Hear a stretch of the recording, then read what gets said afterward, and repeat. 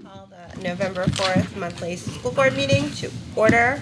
First item of business is approval of the agenda. Can I have a motion? Do you want to take attendance first, though? Oh, yes, let's do that. Okay, just checking.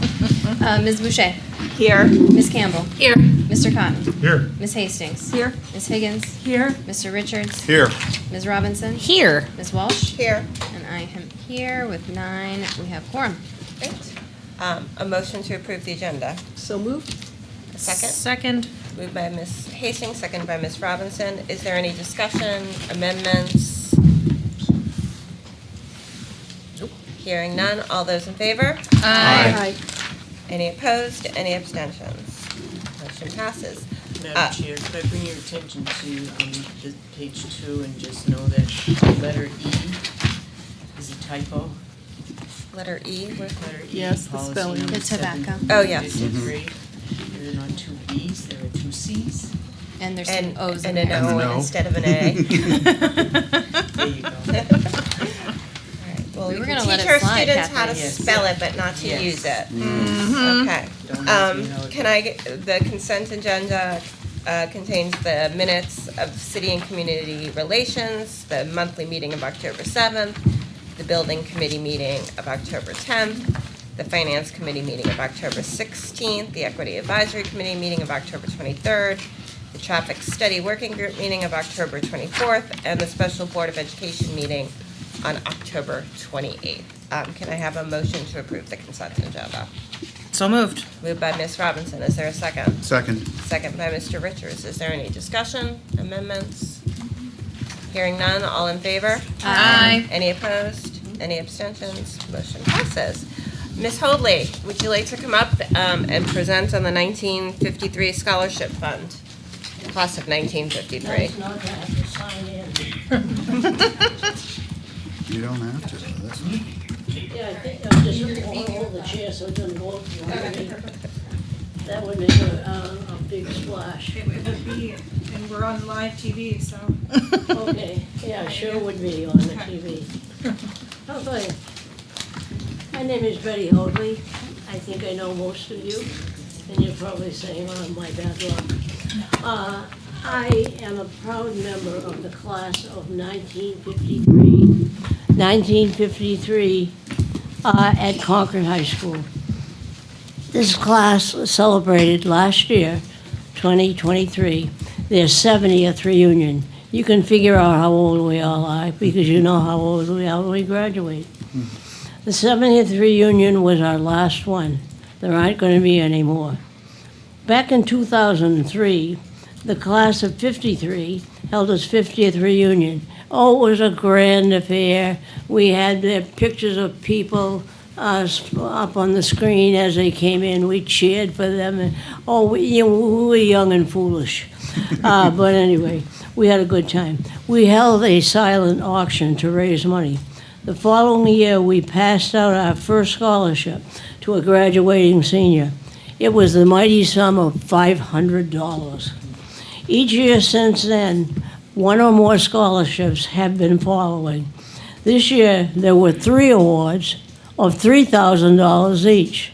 That's a long ways from the 500. We estimate that approximately $60,000 has already been given out. The scholarships are given to students who are going on to higher ed in 2-year programs, 4-year programs, and people in the trades are included as well. That's the influence of Steve, of course. And students entering trade schools are eligible. We've got to beef that up a little bit because that's an absolute necessity. Now, here's the backstory that I'm going to share with you, a big secret, that tells you about the program. Several years ago, we decided that we were going to close down the giving program when we closed down the reunions, because at the reunions, we just simply passed the hat. I usually washed mine before I could be there. Okay, but cooler heads prevailed, and they decided that there was no reason to close down the scholarship program because the reunions were stopping. They said, let's keep it going, let's keep it going. And yes, indeed, the decision was made. We tweaked the management of the program, we made some feature changes, and I think there's probably a parable here. That is, you can always take and make something better, and you can change your mind and make it happen a little different way. I think the decisions are about to be changed, and ours was, and we're happy with the result. Maureen Kale of the business office reports a balance of $48,873 in the bank and in the scholarship name. And that's after the 3 of 3,000 have been given this year. So we have a number of years still to go. I must indeed thank the counselors at Concord High for evaluating the applications, making the awards, and giving them on our behalf when it comes time in May or April. 2 other names have to be mentioned, Michelle Gamache at Concord High and Aryn Martin at the Regional Tech Program. All of them should be recognized because they have played major roles in keeping this program alive. So I am proud and happy to tell you that the program of giving goes on.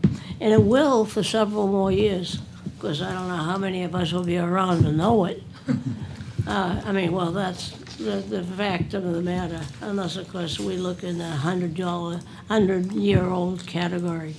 There are more years of giving, there are more years of getting. My very generous classmates are still giving, and our fortunate students are being helped. Thank you for letting me bring you up to date on this scholarship, because it has changed its nature just a little bit. And at this point, I would be happy to answer any questions that you have about the program.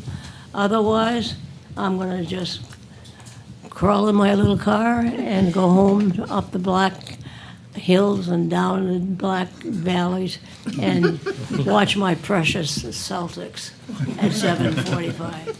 Are there any questions? Well, thank you to you and your classmates for your ongoing and long-standing generosity. Is there any questions? I don't have a question, but I would just like to thank all of the members for not only their generosity, but for setting an outstanding example of community participation.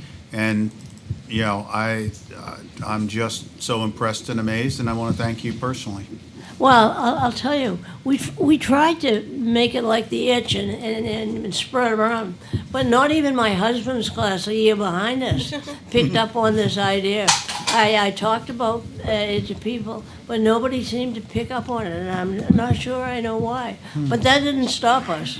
We just kept, like the Energizer Bunny, kept going and going and going.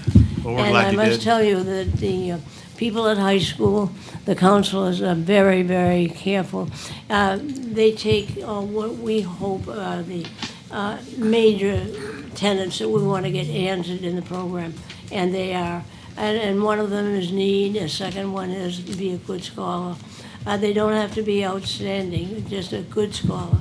And finally, if there's a particular student who has overcome a challenge, you know, illness in the family, loss of a sibling, loss of a parent, whatever has happened, we try to get that person pointed out and help them out. So that's the program in a nutshell. We're happy to tell you the story, because I think that it sets an example, and maybe some year somebody else will pick it up. Class of 80. Thank Any you. further Thank you, questions? Betty. In the meantime, we Thank look you, forward Betty. to seeing you next year. Well, I can promise a lot of things, but I can't promise that. Well, we still look forward to seeing you next year, Betty. Thank you. As you approach, well, no, actually, I guess technically speaking, I'm in my 90th year. I do remember when a previous school board member came to school board one night, and he couldn't hear and he couldn't see, and I thought, oh, that's so sad. Well, I can't hear very well, but I can see. And don't worry, I haven't lost my sense of humor, nor have I lost my sense of being. The only thing that I'm going to try to do is stand up without falling over in the chair. Drive safely. Drive Betty. safely. Good Just luck to Oh, the all right, facilitators. here comes my helper again. I can barely get up, so. Well, it's the rollers on the bottom. If you- Do you want Yeah. me, wait, hang on, I'm gonna pull you back a little bit. Oh, no. Whoa, Yeah, see okay, we're it? good, we're good, I got you. 3, 2, 1. Oh, here, Matt's gonna out. All right, I'm up, Thanks, Betty. Thank you, Thank you, Betty. Betty. and thank you very much. Good day. Thank you to the class of 53.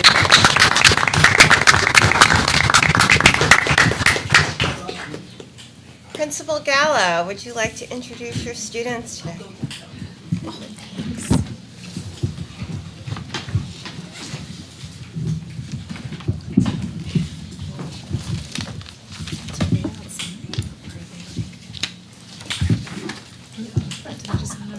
No, I won't triple it. Maybe we just ran out of it.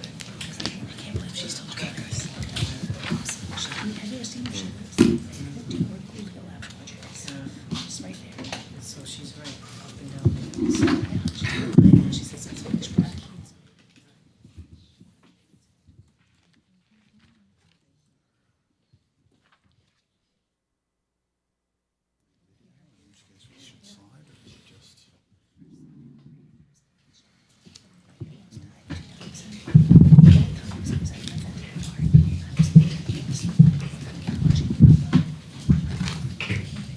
Hi, thanks for hosting CHRISTA McAuliffe School. I'm Chris Gallo, the principal, and this is Zoe Ames, who has had several different roles in our school, from educational assistant to permanent substitute, now our technology program assistant. She's phenomenal, and this is her first year leading our Youth Leadership Summit team. We have had fifth graders participate in this summit for quite a few years now, several years. Mr. Pelletier has been the coordinator or the leader of that team, and he passed the torch to Ms. Sames this year, and we're thrilled about it. And every year we have sent 6 fifth graders who are budding leaders, and they have a great time for 2 days outside of school. They go to the Delta Dental Building, and they learn about leadership skills, and they develop a project or a presentation that they bring back to the school and make a proposal about how to make our school better. So I'll hand it over to Mrs. Ames, who will hand it over to students. Do you want to say anything? I was not prepared for that. We are missing 2 people of our group, but I think these 4 will do a great job of presenting with all of our information. I'm sure you will. Okay, Keith. Good evening. You sound great. Good evening, people of the school board. We are representing CMS, and my name is Acadia Valeris. My name's Jack Modolo. My name is Camille Olson. My name's Cedar Miller. At the conference, we learned the traits of a good leader. One is being open-minded, which means keeping an open mind and taking into consideration everybody's perspective. Another leadership trait is being creative and looking at obstacles from different POVs or perspectives. Another leadership trait is being responsible and being a model for your peers so that they can also be leaders like you are now. Another one is having a positive attitude no matter the situation, so your team can always have high hopes about stuff.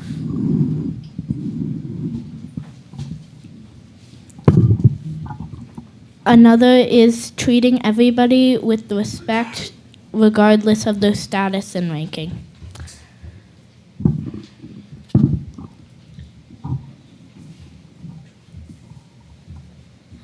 Reflecting on your day when you get home from school or work is important to review what you've done and see if you can change anything tomorrow.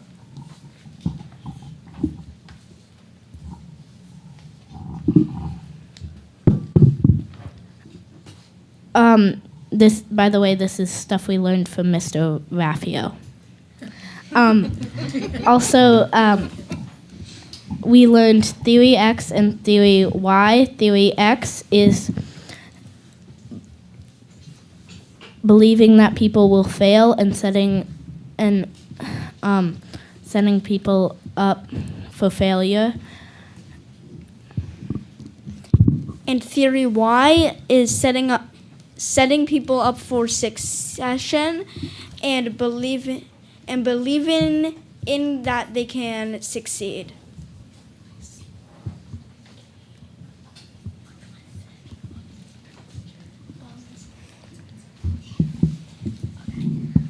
We also learned about posture in sitting and standing, which is keeping your body straight and looking at the presenter or the speaker. And this shows that you are engaged. That's a hard one. Straighten my shoulders. I just did the same thing. Yeah.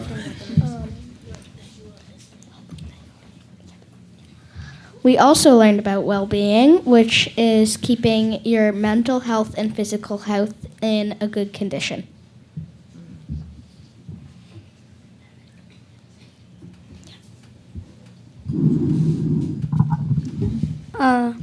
Our school project is going to be a school-wide newspaper. We're going to call it the Comet News, and it's going to talk about upcoming events that people may want to know about or know the time so they can get ready for it.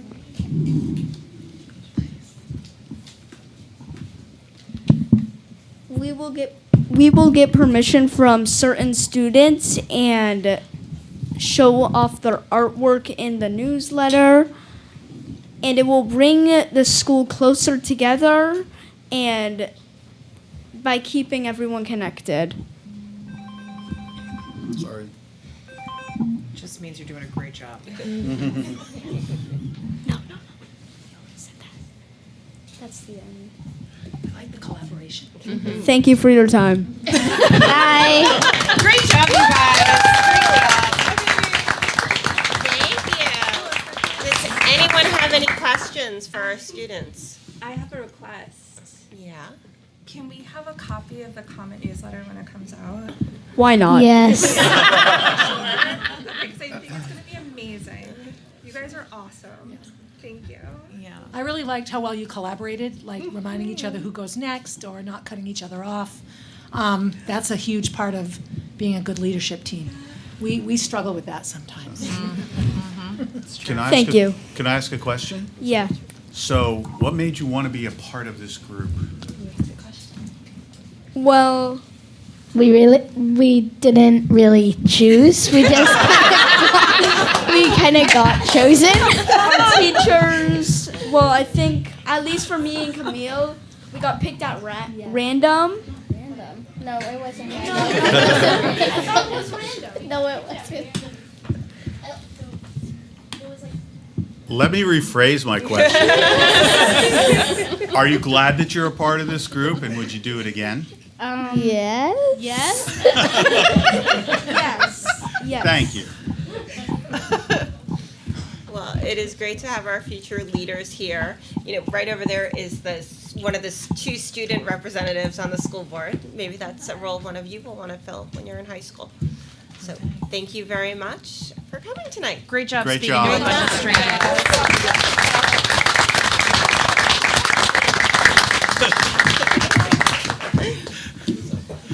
Just a quick note, the cover of your board packet tonight, the pictures in there are honoring CHRISTA McAuliffe Schools. So every month, we try to bring pictures of the school as the cover to your board meeting. Oh, I So- see our friends right there. Great job. that's so Yeah, great. that's the whole 6 of them. Well, there's somebody's cut off, unfortunately. But.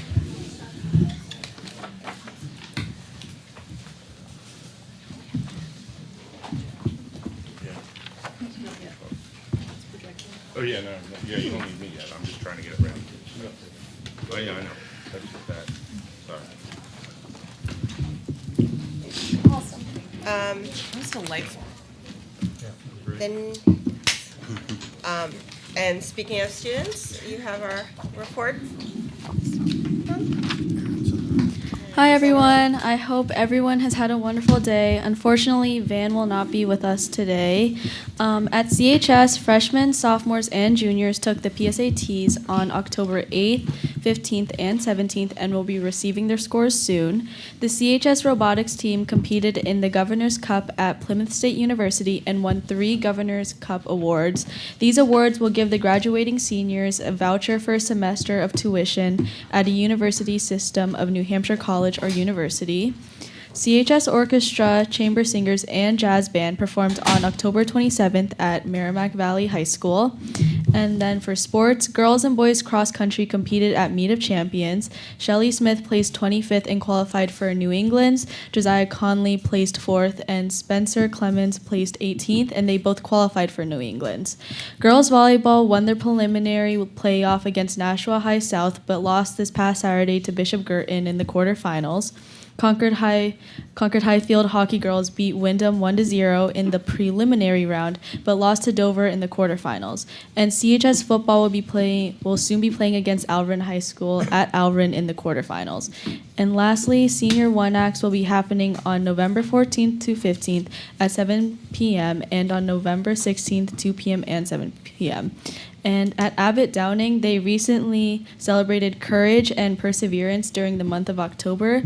And they did this by celebrating Unity Day on the 16th of October and represented Unity Day by wearing the color orange. They wore the color orange because it is a popping color and it means safety. And that day is also about courage. And Abbott Downing practiced courage with their book buddies by brainstorming great words to describe courage. And they also used chalk to draw pictures and write words of what courage looks like to them. Thank you. Thank you. And you have Senior One Acts coming up too? Senior One Acts are coming soon. Get your tickets. Superintendent, your report. Just one question, on the robotics? They won 3, can you describe that a little bit? Yeah, of course. Are you talking about what the Governor Cup awards are? Yeah, yes. Okay, so it's a really prestigious top award. So it basically encompasses community outreach, team dynamics, and relationship with the school and sponsors. And it talks about technical abilities and on-field performance. And the CHS robotics team won 3 of those. Ooh. Yeah. So then it enables them for scholarships. Is that right? Is that what you said? Yeah, so for the graduating seniors on the CHS robotics team, if you win a Governor's Cup award, they will be able to they will be giving a voucher for a semester of tuition at a university system of New Hampshire College or university if they decide to go to one. Dude, that's a big deal. Yeah. How awesome. That's great. How awesome is that? That's great. Thanks, great. Aryn. Yeah, of course. I just thought it was important that everybody hear that, maybe even twice, because it was pretty special. So thanks for doing that. I guess I'll lead into my report if that's okay. I want to start out with the CTE Renovation and Construction State Advisory Group. And in your packet on page 32 is a letter that business manager Jack Dunn received, business administrator Jack Dunn received from the commissioner asking and appointing, actually, Jack to this committee.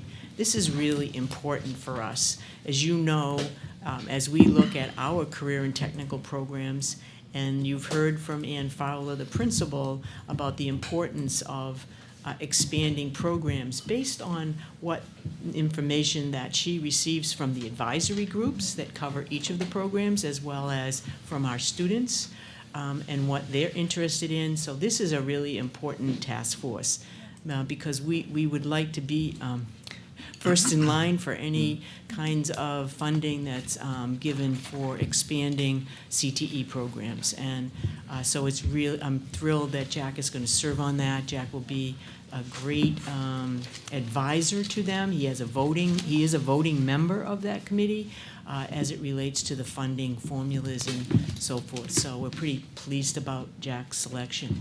They also reached out, and Ann Fowler asked Ann to be part of, she's more of a consultant to them, but to provide the information about program development, because that's really where Ann's strengths lie. So both of them will have a voice on that committee. I'm pretty happy about that in representing Concord. The second issue that I wanted to share with you was, as you know, we went through quite a bit of work around lead remediation grant. Lead remediation, first of all. In all of the schools, we had to meet a certain level, new levels of what was allowed under lead in water. Across all of our buildings, we did 3 sessions of testing. And obviously, all those reports were sent to the state. We received reports back. Matt then stepped up and made any corrections that needed to be made. In some cases, it was replacing some faucets and some bubbler systems that we have in the buildings, especially some of those that have been around for a while and needed to be replaced. We also did some lots of labor in terms of doing that. We provided water when we shut down a faucet. We provided water in our buildings so that our students and staff had plenty of access. We waited because we spent a lot of money. And so we were hoping for reimbursement, and there was a remediation grant. We applied for it, and we asked for $85,000 in covering the costs associated with lead remediation. So tonight, as part of the grant, either after public comment, a vote for you to authorize that receiving $85,000 as well as expending it, because we've technically expended it. We had to provide all of the invoices and so forth, that including labor and time. Matt, did I miss anything on that? Matt's really been spearheaded this. No, the labor, the time, the actual fixtures, water, as you said, just all that labor, but the administrative help, keeping track of it all, inventorying it all, and then shipping it all out. So I guess I'd ask that you, when we go into public comment, we can add that to a vote, if that's how you'd like to handle it. Without objection, I'll make it 12C. Thank you. The next item that I have is in your packet also, and it has to do with the calendar for, do you believe it, for 25-26. I know it seems early to be setting a calendar for 25-26, but you know that with 9 sending schools, students coming to Concord every day for career and technical, it's important that we get our calendar done, because that then is sent out to all of the other schools so that they base their calendar around our calendar, so that there's a good connection for the kids to get to Concord and to have their classes when we start. So we try to get out early and do that.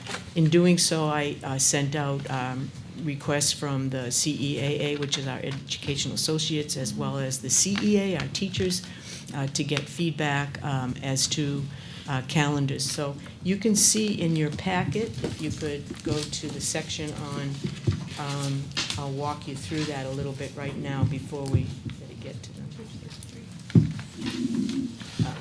Thanks. Page 33. I have 3 versions. I don't make it easy for you, and I apologize, but I like to be able to share the thinking around a viable calendar and the input that I received from those 2 groups. By the way, I also do this with principals as well as the staff here at central office in terms of gathering data. So the first version is pretty straightforward. This starts school like we have traditionally on the Wednesday, the last week in August. Teacher workshop days, as you can see in blue, would be traditional. That's what we've been doing. This calendar represents 177 days. We meet the hours, significantly meet the hours of the state expectations. of $990 for secondary and $945 for elementary. We exceed that. And also 184 days for our instructional staff, our teachers.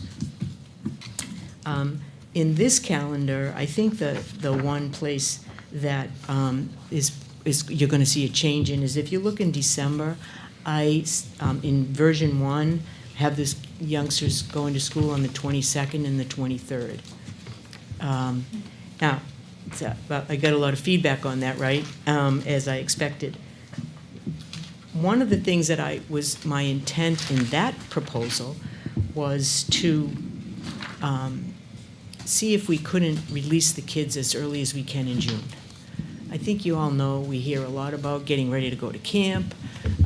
We hear the weather sometimes can be problematic for us in June when it's 85, and although you've done some changes to that by having new HVAC systems in the building, except we don't have that at Runlet and Concord High School yet. So that would have allowed us to finish school on the 12th, which is pretty much what we did this past year. And I got a lot of positive feedback on that early release in June. We didn't have, if you recall, I think we had one snow day, and so we didn't have a lot of makeup. But I heard from staff, they really appreciated that early release date. And it also gave them a breath before summer school starts the first week in July. So it gave them a little bit of time to done. So that's version number 1 in a nutshell. I think you've seen that. It was in your packet. The second one is a little bit different. Didn't get great feedback on this one from our staff. So the proposal was, let's start school the 21st and the 22nd of August, 2 days. That would be for staff. That would be workshop days. That would not be student days. We would start school on the 25th for the youngsters. There would be 4 days that week before Labor Day weekend. You know how we have that long weekend? And the reason for that was we then could have 2 full weeks in December during the holiday. Instead of coming back the 22nd and 23rd, we would release our youngsters out on the 19th, and they would have 2 full weeks at Christmas. And that accomplished us still getting out on the 12th. You see how we traded up those 2 days? Okay, but I want you to know that was not a favorite. Okay, so just know that the feedback wasn't great, and the last one, the version number 3 for you, starts traditionally the 2 days in the last week in August, 25th and 26th is teacher workshop days. We'd start the youngsters on the 27th. Same number of days for the contract for teachers as well as student days.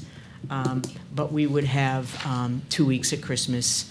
They would be released on the 19th. And we would then have the last day of school on the 16th of June, and then the 5 days built in. Remember, I have to build in 5 days for snow days. That's part of the requirement from the Department of Ed. I must show those days on my calendar, which brings us, as you can see, to the 23rd. So, anyway, I would like you to give me some direction tonight. It would be helpful as I put this out to the staff as well as to the sending schools. So we have a vote on that after public comment, but. Yeah, and there may be some input from the audience. Would you rather wait and have questions from us after? No, I could take them now. Okay. Ms. Robinson and Ms. Hastings? Which of the 3 is preferred by teaching staff? The one that, version number 3. Okay. Was there a vote on that by the staff? Yes. Do we know what the outcome of that was? Michael Macri, the president of the CEA, sent me they did a survey, which was great. They did not, they would prefer going to the 2 weeks at Christmas and having those 2 days go into the next week. They were okay with that. Okay. Yeah, I understand. It was like, Yeah, it was it's- like 35% to 65%, So it something was like pretty that. overwhelming. Yeah, it was very overwhelming. Okay, cool. Yeah. Mr. Richards? But the question is on the problem with 3, the only thing I see with 3 is, and they probably said, is they're absolutely fine regardless of the weather going to possibly as late as the 23rd of June. Well, Because that's the deal. That's I mean, that's the risk you take. Yeah. And we don't know about weather from one year to the next, you know that, right? Mhm. So they, they would rather at least do those 2 days and then, see what happens. Yeah, I'm just concerned that, you can't, once you commit to that, we're in June, and everybody's in school in June, and they're doing class work regardless of the temperature. Right. So I would have thought that 1 would have been maybe a little preferable, but I have an obligation to provide days of instruction, and I will, you know that, I will always honor that. The most important thing we do is when we connect with kids, and teachers and kids are together. And I have great respect and honor for that. And so, but that's the feedback I got from teachers, so. Okay. Other questions? Thank you. You said the survey went to teachers. And the CEAA? No, to my Oh, knowledge. I thought I you did said not it hear did. from them. Okay, all right. Are you good, then? Yep. Okay, all right, I just Okay, wanted thank to you. make sure that we had that done. I wanted to just give a quick update on the CHRISTA McAuliffe Auditorium. You know that there was some construction there, we're putting up sound towers, and so I asked Matt to just give you an update on it. I think you got some communication about that and what that meant, so I was gonna let Matt address it. Sure. Thanks, Kathleen. At our October fire inspection, annual fire inspection, it was noted, we had a new inspector that was just starting with the existing fire marshal. It was noted at the bottom of the stage, headed towards the egress stairs, we had just under 48 inches minimum width. So we reached out to a fire egress engineer and an architect. We had some plans drawn up, and so we're going to extend, and we met with the fire marshal today. We're going to extend that walking and egress platform to about 7 feet, which is more than adequate. It's going to run the whole base of the stage that you're familiar with. The stage will go back into its original position. And as Aryn said tonight, we have senior one acts on the 14th, and we will be done. We're going to start construction tomorrow. We're going to do that construction in-house. It's pretty straightforward and easy, and we're going to get it done. Nice. While you're speaking, Matt, do you want to update us on our Concord High School sinkhole? Sure. I had a feeling you might ask about that. So over the summer, very beginning of the summer, we obviously waited till school was out. We opened up the area where we had approximately 5 or 6 sinkholes right on the corner of Westbourne and Warren Street. And when we did, we opened up the granite block structure, and it had some gaps in it because it was original from, I think, the late 1800s. So after going through with a camera, have a camera all the inside and looking at the condition, talking to a lot of prior employees and Hutter Construction who had actually done the work back in the 90s, I recommended to Superintendent Murphy that let's concentrate on the area which is about 50 feet from the corner of the street going up to the edge of the parking lot along Warren Street. I'd like to try to plan that for this coming summer and replace that entire structure, that 50 feet, with a 48-inch concrete pipe, or several sections of a concrete pipe. So I think that will remedy the area where we're having the most trouble, and it's something I really want to recommend pushing till next summer when we can safely do it after school is out. And will you be presenting a proposal for that in the budget? I most definitely will. Okay. Yes. Matt, can I ask, what is the diameter, or if it's a square, what is the cross-section of the existing granite structure? It's approximately 4 feet wide and about 4 feet tall, roughly. The incoming pipe at the head of Woodman Street is 48 inches. So we're going to, Novus Engineering has looked at, and they're doing some further flow rate work to see that if the 48-inch pipe is acceptable. So I'll be hearing back as well as getting a cost on that too. That was my question is, are we creating a pinch point? But it sounds like there's another point that's a restriction that we'd have to deal with as well. So I just want to make sure. And I appreciate the fact that you've already anticipated that question and asked the Novus Engineering Sure. to do that. Thank you. I just had one question. Yep. The class gift that's there, will We- that be preserved? We did. We actually, Frank Harrison, Tim, I think at the very end of school, Lisa Lamb, they very carefully took that apart and moved it to an inner courtyard section where it's going to be planned to be installed and reused. Great, So. thank you. I just have a couple of things left to review. I just want to remind you all that there's a canvass of votes on Wednesday morning, so Bridget will reach out to you. As board members, as elected board members, you have a responsibility to certify the results of the election and the Board of Education ballot, not the entire ballot, just the board ballot, okay? So Bridget will call you on Wednesday once that she receives the numbers from Janice Bonifant from down at City Hall, okay? Just a reminder. A couple of quick, I just want to remind people, we sent out a notice not too long ago about an event called OK to Delay. It's a group of parents that want to come together, talk about the use of cell phones and the impact of social media it has on our children. I think it's a great initiative on their part. I've sat with the committee. They did a survey. I just sent the results back to them. And so we have an event on November 14th at 7 o'clock at CHRISTA McAuliffe. So Jay Richard will be there, and I will be there also to support that effort because the district is, and they've agreed that we would partner on this very important initiative around cell phones. It's more smartphones, access to the internet, at what age, all of those questions. And we had a number of people who responded to the survey, so we'll use that as our stepping stone. And I wanted to remind Aryn and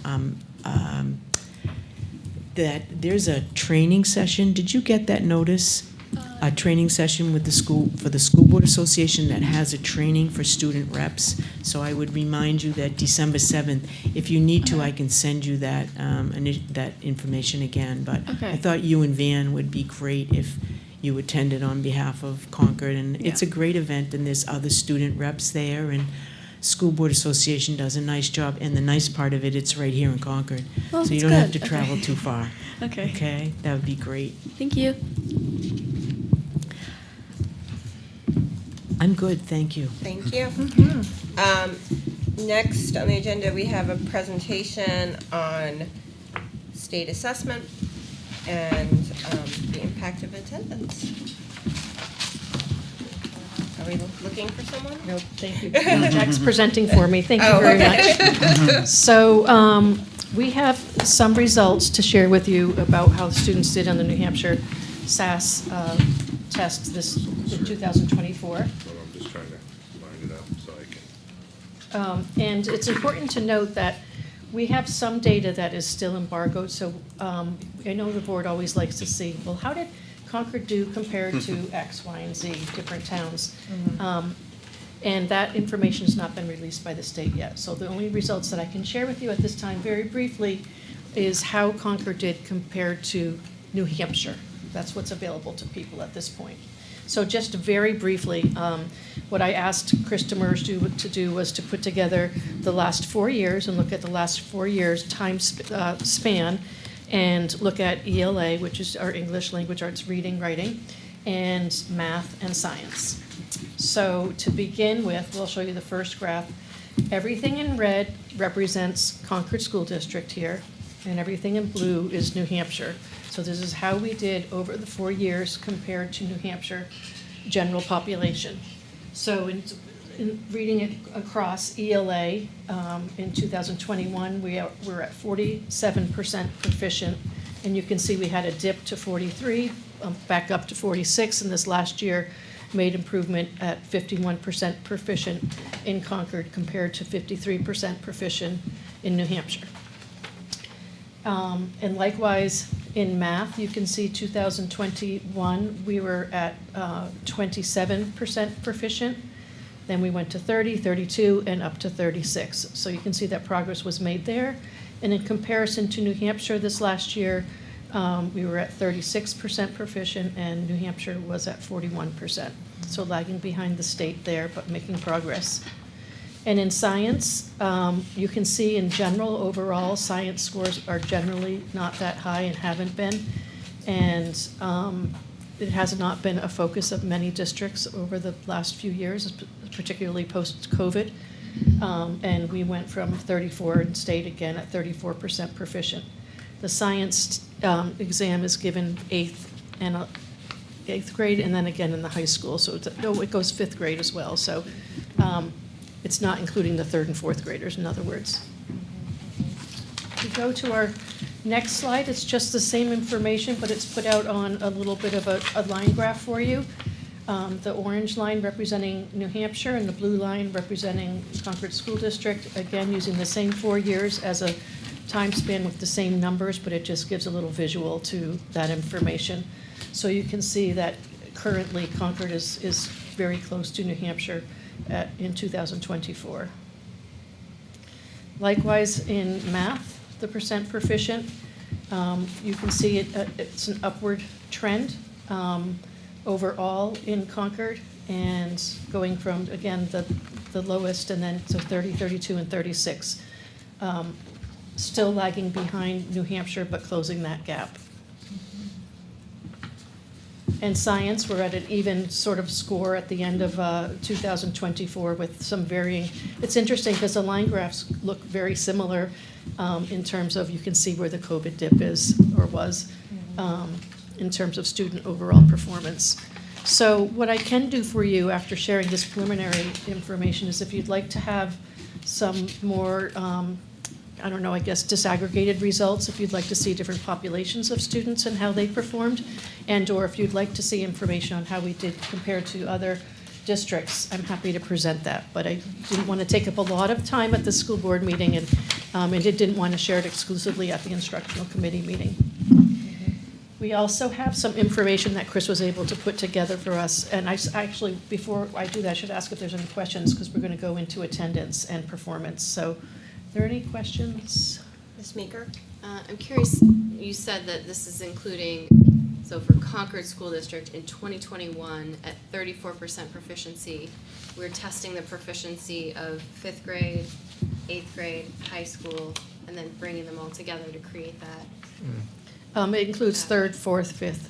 So, okay, so. Oh, you mean for science? Yes. Oh. Mm-hmm. Or just really, I'm just trying to understand the number itself by using science as an example. So, because I'm curious if, say, 3rd and 4th graders have a higher level of proficiency, but then it decreases over time, like that would be the information I'm interested in. Perfect. I'm happy to give that to you, and I do have that information, how different grade levels did, and as opposed to an overall average.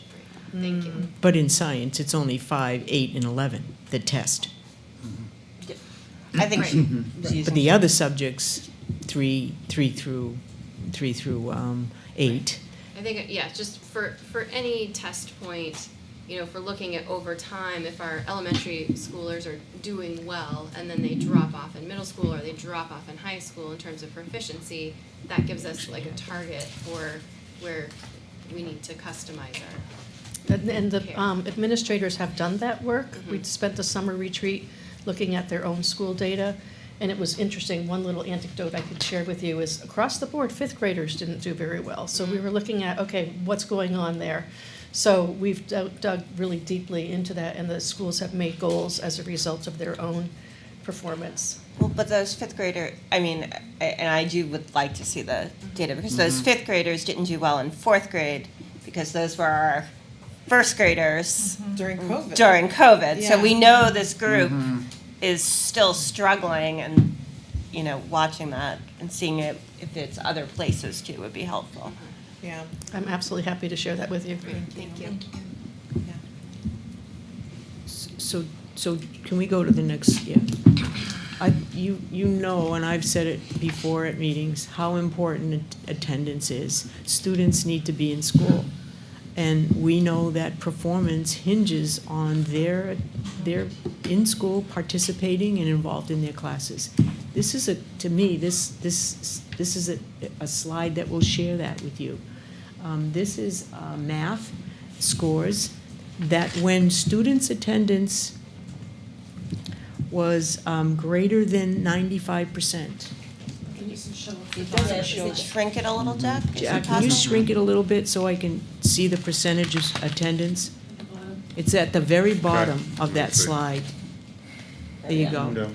You can see, now 95%, it equals about 8.5 days.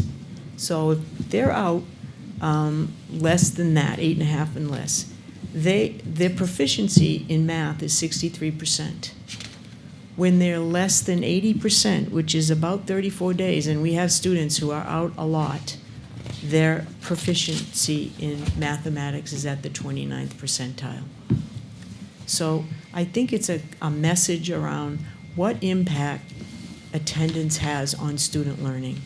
And it's critically important. If you go to the next page, Jack, will you go to the next slide? This is English language arts. So if you have 95% or better attendance, the proficiency in English language arts, their reading, all the pieces to that is 72% of the kids are proficient and above, and at the 80 percentile, it's only 41%.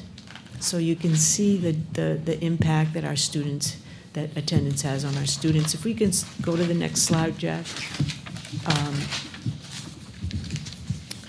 I did a little bit more, like what would it mean for 90% attendance? And there's not that much difference. 90% would be about 10% of the days, which is about 17 days.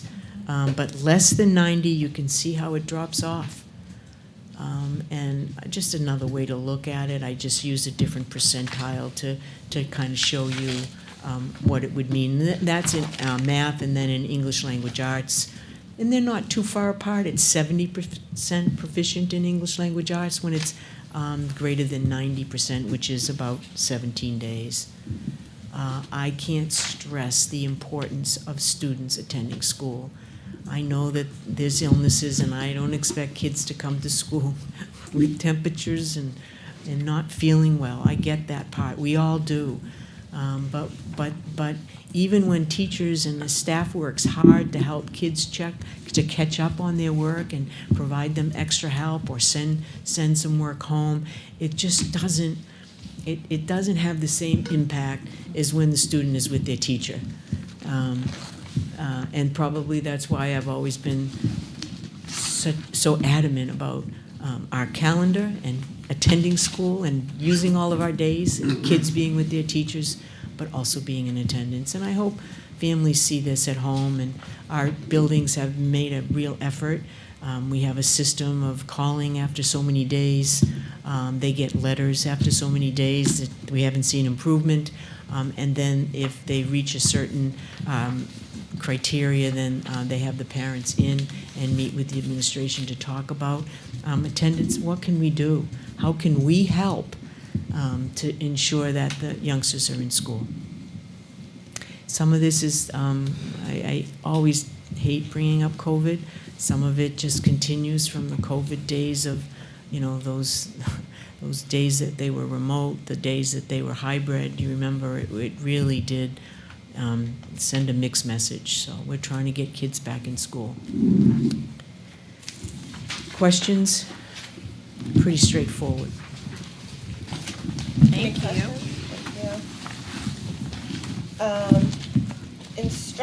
Finance report.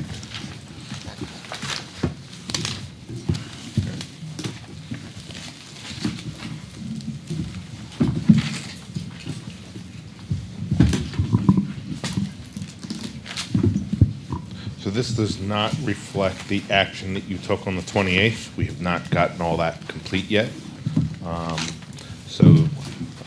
But just to highlight, I think we had given out the numbers that night. If I remember right, you do see that on page 48, the pupil services, you know, that is 1.3 million over budget at the moment.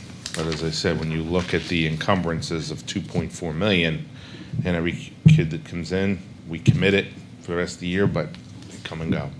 So that number will go up and down. But for November, we will reflect the changes, the adjustments that was made to the budget. I'll go to, oh, sorry. Oh, yeah, no, I wasn't. I didn't put it on there because they have it in their book, sorry. But if I go to out-of-district placements, page 49, about halfway down, you see that the budget of about 2.7. Right now, we've encumbered 2.6, so that's over by 300. Again, we talked about that at the October 28th meeting. And there'll be some volatility there. Other than that, I think we're so far in pretty good shape. We're only, see, July, August, September, October, almost 5 months in. So, okay. If you have any specific questions, I'll see if I can answer, or I'll get back to you if I can. Questions, anyone? Well, we were talking about attendance. How are we doing on teacher staff attendance? That had been a budget line issue. It seems. In terms of substitutes? Call-in subs, yeah. Yeah, so that'll be on page 47. So right now, we have spent 61,000 in that, and you see the line above it, we have permanent subs. And we have committed to that 398,000. There's about 25,000 available there. That's just ins and outs. So I'll try to go back and put that formula in that I do every month so you can see, based on the number of days, where we're projecting out and what we're spending in absenteeism there for coverages that we do have. Okay. Other questions? None? You want to update on electric buses? The vote is scheduled. Oh, yeah, so for- we did the meeting at the Finance Committee on the electric buses, and we're doing some investigation, because it's not we have 3 entities involved. We have the city, we have us, and then there is another entity that we're working with that is a full service that will be able to take the whole package and put it together. One of the difficulties with the electric buses, it's a very horizontal market. You get the charger, you get it here, you get the bus here, and then you need somebody to install it and put all that stuff together. Unlike someone who has an electric car that is a vertical integration where you get everything from that vendor and it all talks to each other, the software, everything's together. The software is another one. So trying to put all that together is what we're trying to figure out. We're trying to compare that. Can we do it ourselves? Do we do a full service? And also benchmarking it against the diesel buses that we have to try to put it in perspective. But definitely in the numbers we shared, the $1 million is what makes it comparable to a diesel bus.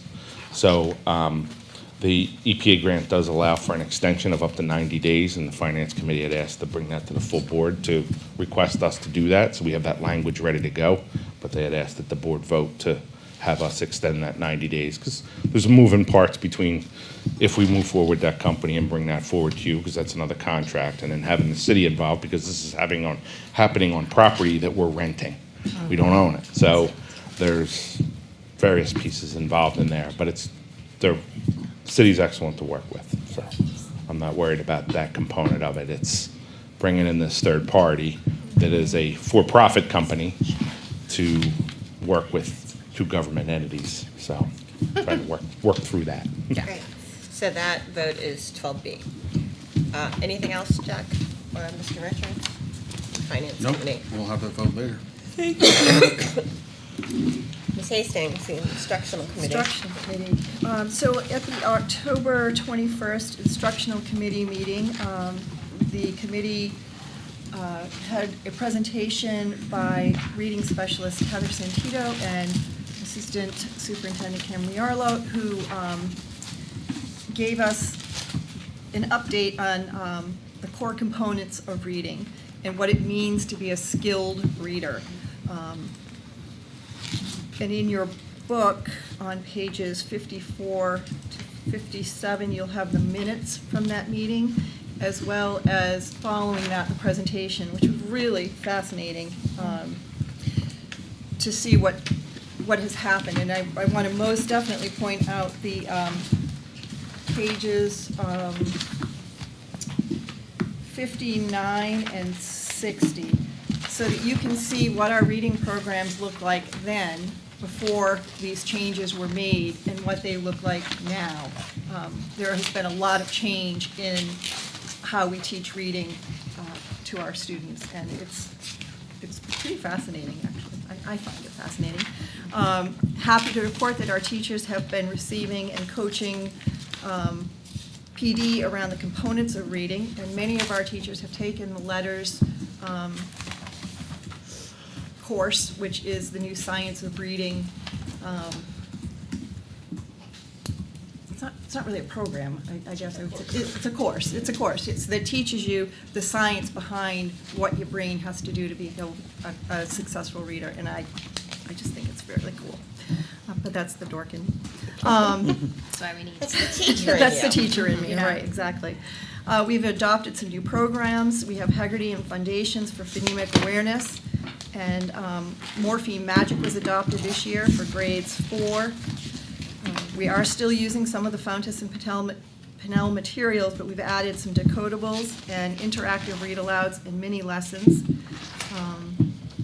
There is a new RSA, a new law that goes into effect in July of '27. It's RSA 189:53, which requires evidence-based instruction, which is systemic. And these new programs that the district has already adopted and are using are ahead of that curve. So we're ahead by several years on making sure that our students are getting the very best instruction in reading that we have to date. So I think that they're to be commended on that. So really interesting information in here. I would encourage the public to take a look at this on the board, in the board books as well. It will help you to understand what your students are learning about the skills of reading and why it's so important that they're doing what they're doing. Great work. Thank you all very much. Also, they will be focusing on the writing programs, and writing is this coming year. So we'll, again, be ahead of the curve on making sure that our students are getting the very best in writing instruction that we can provide them. Thanks. Would you like to make a motion to approve the minutes? Oh, yes. Could I have a motion? I'd like to move that we approve the minutes from that October 21st meeting. Moved by Ms. Hastings. Is there a second? Go ahead. I was gonna say, I'll second it so that I can say it needs a. Second by Ms. Robinson. There's a typo. Uh-oh. In that I was listed as not being there, and I have been Uh-oh. traveling a lot, but I was at this meeting. You were there. Is that a motion to amend the minutes? Yes, please. Is that the only issue? Is there a second? I'll second. Second by Ms. Campbell. All in favor of the amendment? Aye. All in favor, any other discussion? All in favor of the minutes as amended? Aye. Any opposed? Motion passes. Before we move on, I did want to go back to the assessment, because if you could take like 1.5 minutes to explain. I think parents, they see iReady results, state assessment results, they sometimes match, they sometimes don't, and kids have different types of days, we know that, but I think if you could just briefly explain what we use the different types of assessments for. Okay. So we have, in our district, we have benchmark assessments, summative assessments, and then normed assessments. And so what I just presented you would be considered nationally normed. So the New Hampshire SAS test is a test that is measurable and reliable. And recently, when I came here a couple of years ago, the iReady test for reading and math was being used at 6th, 7th, and 8th only.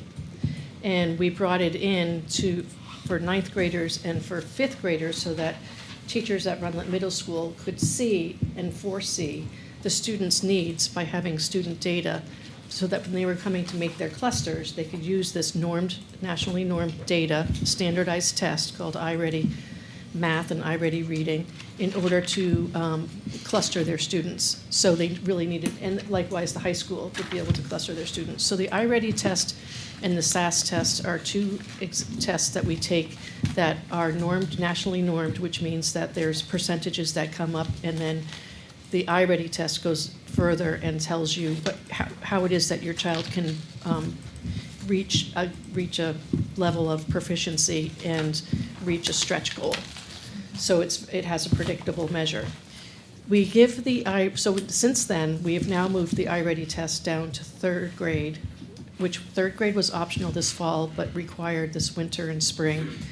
And the reason being is that we purchased the Ready Classroom Math program, and that came, this license to be able to give it to 3rd graders actually came with it for free. And we said we should use it for those teachers who are comfortable, but if you're not comfortable, you need some time, wait. So the iReady test, it tests math and ELA only, doesn't have a writing component, it's reading. And it then has a program within it, whereas the New Hampshire SAS is a one and done. Here's your percentage, this is what your child did. If they're either proficient, they exceed proficiency, they are in lower than proficient, or they're significantly lower than proficient, they're 4-level scale. The iReady is very, very heavily researched and has actually done a comparison between students' scores on the iReady test and predicting their New Hampshire SAS scores. So I actually have a research that's very viable that shows that there's a good correlation. I would say, and that's given 3 times a year. 3rd grade, 4th grade, 5th grade, 6th grade, 7th grade, 8th grade, and somewhat in 9th grade, just the first semester. So they're a pretty good prediction of how students are doing and comprehending, I would say, with the caveat being 3rd grade, because 3rd graders haven't been, there's some typing skills that are required for this test, and 3rd graders are new to the Chromebooks. They have been on iPads. So I would say the data that's probably, I wouldn't rely on heavily, is the fall scores for the 3rd graders. This year, in fact, with the 4th graders, this was their first year using the iReady test as well, so I would also say the fall scores are probably not the students' best work because they're getting used to the test. What we're imagining and hoping is that by students taking the iReady test and having these different competencies, because it is competency-based, their efforts or their work or understanding of the competencies is going to be heavily aligned to the New Hampshire SAS. So teachers are going to be able to use that data to be able to actually give students lessons through the iReady platform, trajectories. It doesn't have to be online. They can print lessons, but the program then says, based on how your student did or your child did, these are the core skills that students should be working on. Whereas the SAS, less so. You just get the score, and you don't get a sort of a program, something that, like, let's work on this set of skills based on the data. You can get there a little bit with the SAS, but it's not easy. So then we also have what are called benchmark assessments, and a benchmark assessment would be something that you would see, which would be something like an end of a unit math test. Or a benchmark assessment might be a running record of students reading. It's something that you do periodically throughout the year where there's a percentage and a score given. And then we give what are called formative assessments. And formative assessments are when the teacher at any grades, K through 12, does like a quick call, like, thumbs up kind of activity, or gives the kids a whiteboard, show your answer, something that gives a quick picture and informs the teacher's instructions to say, like, okay, I can see that most of the class didn't get that. I'm going to do an immediate change in my instruction because I'm informed. It's formative. I'm informed about how my students are doing. Those are done regularly, ongoing, throughout the day, really, quite honestly. And then we have assignments, content-based assignments at the middle school and high school, or sometimes some projects at 4th and 5th grade that would receive a grade.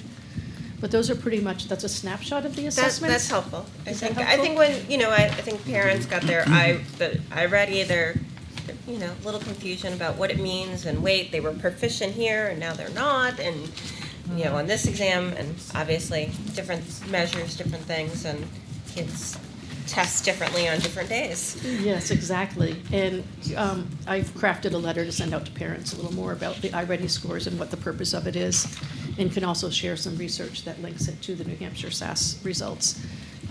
Probably, this being the first year, it went out to third grade parents, and fourth grade did have it last year, but not this set of fourth graders. So there's 2 grade levels that were receiving it for the first time. I can understand parents' confusion, and I own that. And we'll send something out that explains a little bit more. Thank you. Great. Communication and policy. Ms. Miko. Hello, everyone. I am the reason our packet is so thick tonight. God bless her. First things first, just to get business out of the way, I move to approve the policy meeting minutes from October 9th, 2024. Second. Second. Thank you, Jim Richards. By Ms. Meeker, second by Mr. Richards. Any discussion? All those in favor? Aye. Any opposed? Any abstentions? Motion passes. Wonderful. From there, I move that we approve policy meeting minutes from October 23rd, 2024, as we met twice this month. Is there a second? Second. Moved by Ms. Meeker, second by Ms. Boucher. Any discussion? All those in favor? Aye. Any opposed? Motion passes. All right. The next item of business coming out of policy is tonight you are seeing for the second time, so this is the second reading of the financial series, the policies in the 300s. They were in your packet last month. The administration has done us the favor of including all of the versions of the 300s tonight. So as we leaf through them, you're going to see the current policy, the edited first reading policy, the glossed over first reading policy, and then what matters tonight, which is the final version, which is the second reading draft, which is what we will be voting on tonight. There are 1, 2, 3, 4, 5, 6, 7, 8, 9, 10, 11, 12 policies that we will be hopefully passing tonight. Hopefully everyone's had a chance to review the changes. Some are small, some are big. We do have one policy that we're just going to approve as reviewed because there were no changes. I'm going to move each individual policy. I'm hoping I can pick a designated person to just be our automatic second so that we can move through it fairly quickly. Before I start, does anybody have any questions? I had a question on the meal policy, meal charging policy. That's policy Page- 326. Yes, on page 128. Okay. The written, I guess I'm questioning the necessity of a written request for refunds, and like what form does that have to take? And it also says the student has to do the request, and I bet a lot of the time it would be the parents or guardian that is doing the request. Do you not think they can take responsibility for their money? No, I'm kidding. Probably not their money. I know, right? And as a parent who's left money on the table, I'm probably not one to speak on that. Honestly, it's something that carried over from the original policy that we did not spend much time talking about. I think Barb might have a comment there. Well, it would be an easy one to reword, but yeah, when you read this, it looks like the student's responsible for sending a letter to somebody. Could it just simply say, if a family withdraws, a written request must be submitted for a refund? You know, like, or if a student withdraws, the family, like, yeah. A written request must be submitted for a refund, you know, should a family withdraw. And I feel like we should have a form for this. Like, people shouldn't have to like create a letter to. It just seems hard to get their money back. Does the district have an opinion on that? Well, do we have a policy where when a family's going to withdraw, do they just disappear and then we send everything? Sometimes that happens.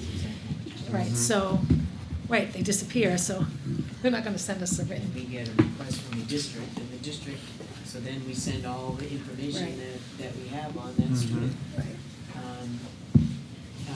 I agree, a form is easier than having somebody write a letter, so Yeah. that could be part of any withdrawal packet that we give to kids. Yeah. So, I didn't get a chance to introduce them, and I meant to, and that's Boy Scouts. guys. Thank you, Bye, guys. Bye, guys. Appreciate you being here. The reason for them attending the meeting was their badge in communication, so they have to attend a school board meeting, and they listen to all the discussion. They've earned that badge. So I don't have a problem with the forum, if that's I would say, unless there is a formulated amendment that Pam would like to offer, we could also just move it back to committee for a quick update. Okay, that sounds great.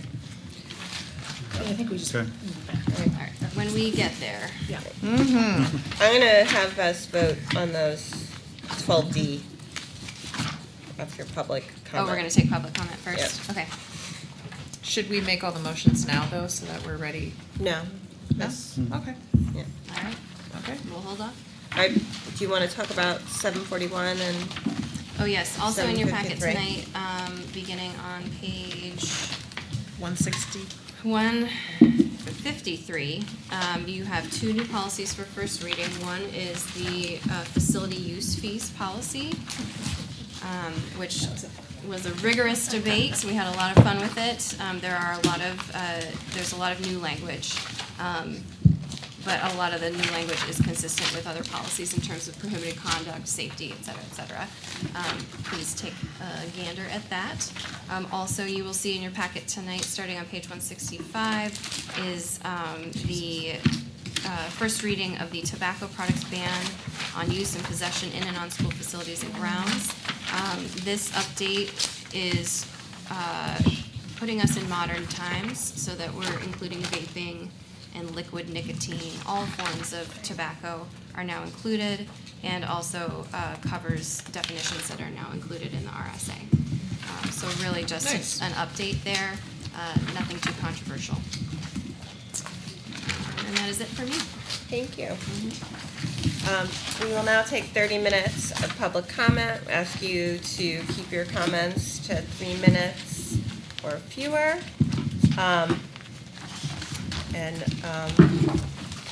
Please sign in if you would like to comment.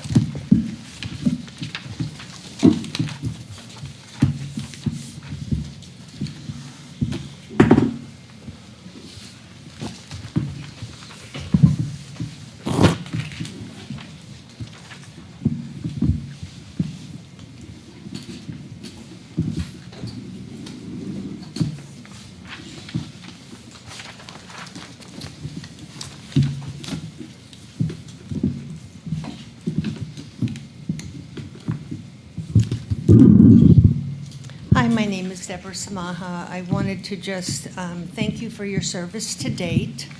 In light of the election tomorrow, we look forward to welcoming new board members who will bring a fresh perspective to our current conundrum regarding relocating our middle school. We encourage all voters to support the charter amendments as one step towards assuring citizen input moving forward.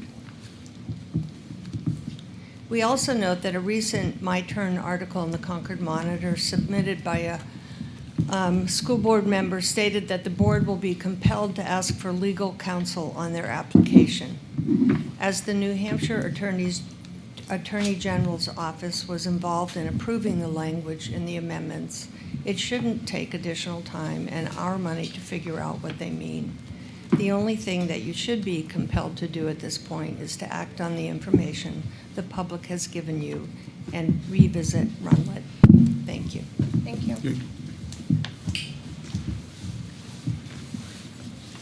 Would anyone else like to testify?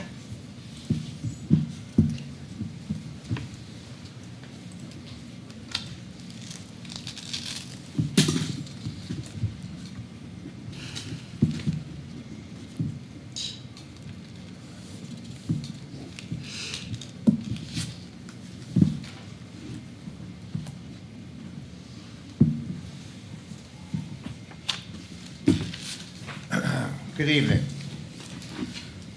Dear Concord residents, as tomorrow's election approaches, we are at a critical juncture regarding the future of our community's educational and fiscal priorities.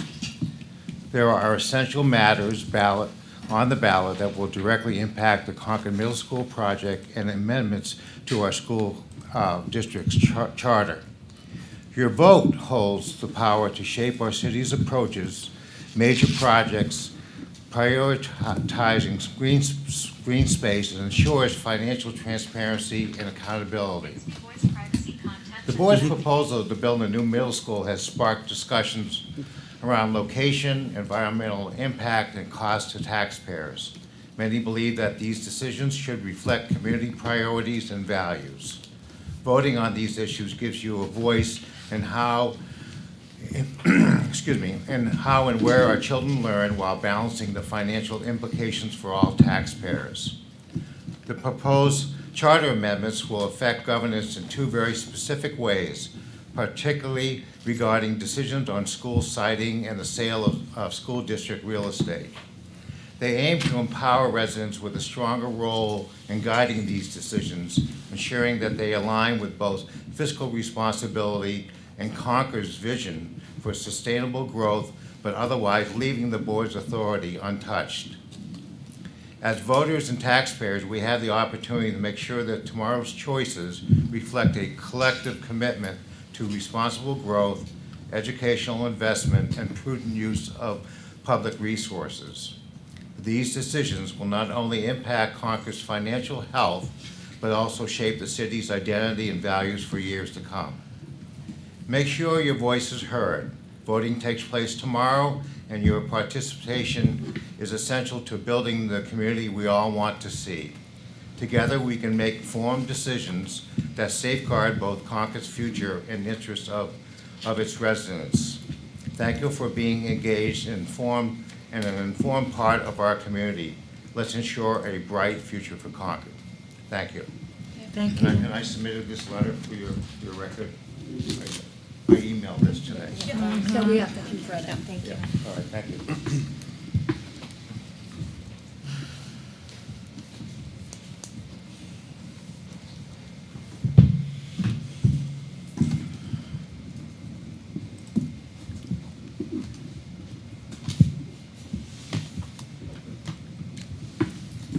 I will set my timer.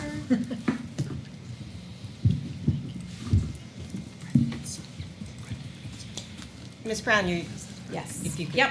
Well, I know 30 minutes, and I Could you- think this I'm is the not last a one. campaign event. Yeah. We're not Nope, allowed this to is not a campaign So you either. can just put the sign down. Put the sign I'll down. leave it right here for No. just 3 No. minutes. No, you can No. put the I'll put it sign right down. Put the sign down, please. This is, Can we can't bring signs in. Oh, you We can't? can't use Actually- taxpayer dollars. No. No. It's electioneering. Yes, but you can set the sign down. We can hear Okay. you. Speaking of taxpayer dollars, thank you for bringing up the policies regarding financial. Please make publicly available the proposal for the $18.6 million sole source contract for HVAC. That was part of the $20 million bond. That was a sole source contract, and that not having a competitive bid for something that expensive is unheard of in the public and private sector. Please also make public the October 28th purchase property increase of $370,000, $522. What was that for?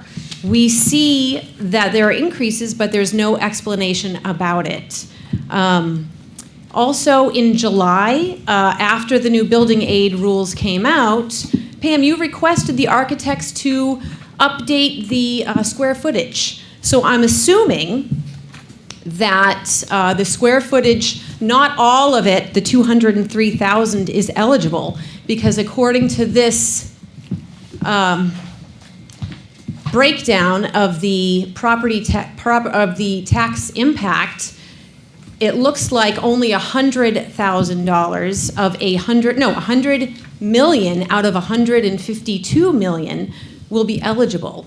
So I'm assuming that only 2/3 of the building is eligible for building aid, which brings me to the tax impact. About this time last year, Jack showed you what the tax impact would be based on the $20 million bond for HVAC and buses. And he said it was 88 cents per thousand. Now, no, that was 88 cents per thousand, including Rundlet HVAC, which we're still paying for. You can go back and watch it. It was October 30th, 2023. The 3 elementary schools, a $20 million bond of HVAC and buses. Then he added in the middle school.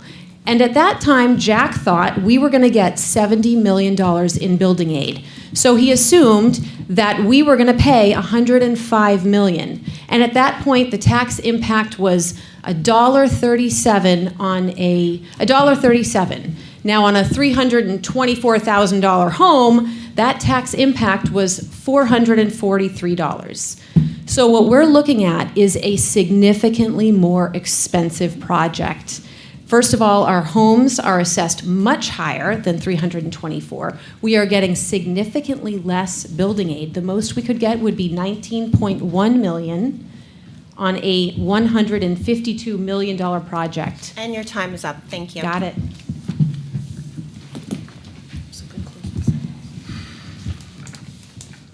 If anyone else would like to testify, please come and sign in.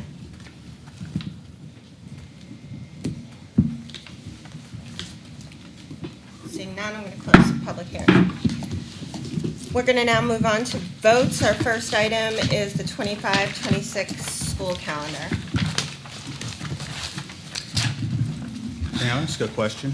Yes, you may, Mr. Richards. From the minutes of the instructional committee, am I to understand there was a recommendation from a motion made for, so can I?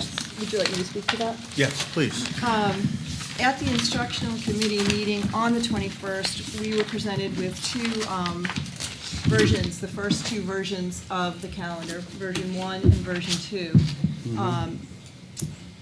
At that point, it had gone to the union, but we had not received any comments on it at that point.